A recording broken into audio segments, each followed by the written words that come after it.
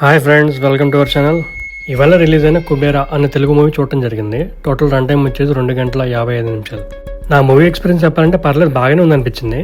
But trailer చూసినప్పుడైతే నాకు పెద్ద expectations రాలేదన్నమాట థియేటర్కి వెళ్ళేదాకా కూడా.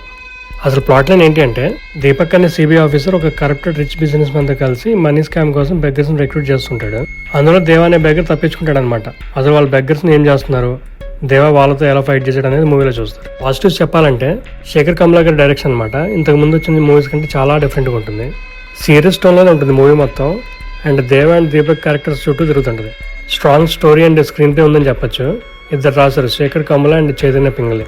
చిన్న చిన్న డీటెయిల్స్ కూడా చాలా బాగా చూపించారు. ఆల్మోస్ట్ అన్ని scenes start to end interlink కూడా ఉంటాయి అనమాట. ధనుష్ బాగా యాక్ట్ చేశారు, ఎలాంటి ఇన్హిబిషన్స్ లేకుండా క్యారెక్టర్ తగ్గట్టు. వేరే వాళ్ళు ఎవరు కూడా ఆ రోల్కి జస్టిస్ చేయరేమో.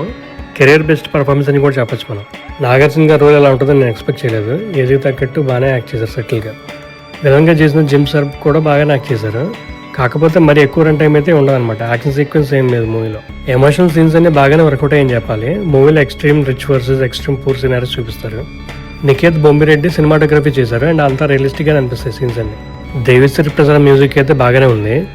సాంగ్స్ 2-3 ఉన్నట్లు సిచ్యువేషన్ తగ్గట్టు. మెయిన్ థీమ్ మ్యూజిక్ కూడా చాలా చోట్ల వాడారు.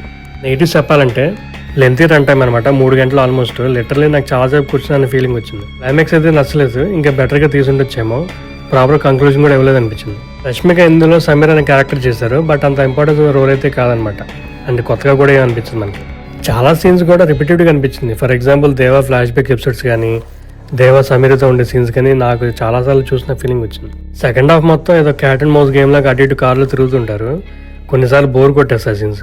Beggars and dumpy art related scenes కూడా చాలా ఎక్కువనే అనిపించింది. ఇన్స్టెడ్ ఆ స్కామ్ గురించో లేదంటే పొలిటికల్ పవర్ గురించి చూపించాల్సింది. ఇదంతా కాదు భయ్, అసలు మూవీ చూడొచ్చలేదని అడిగితే డెఫినెట్గా ట్రై చేయొచ్చు. శేఖర్ కమ్లా గారి నుంచి కొత్తగా ఎక్స్పెక్ట్ చేసిన డైరెక్షన్, నాగార్జున గారి రోల్ డిఫరెంట్గా చూడాలనుకున్నా, ధనుష్ గారి ఫెంటాస్టిక్ పర్ఫార్మెన్స్ చూడాలనుకున్నా, ఒక సోషల్ మెసేజ్ లాంటి మూవీ అని చూడాలనుకుంటే ట్రై చేయొచ్చు. ఈ వీడియోలో చెప్పింది కేవలం నా మూవీ ఎక్స్పీరియన్స్ మాత్రమే. Thanks for watching. Please like, share and subscribe to our channel.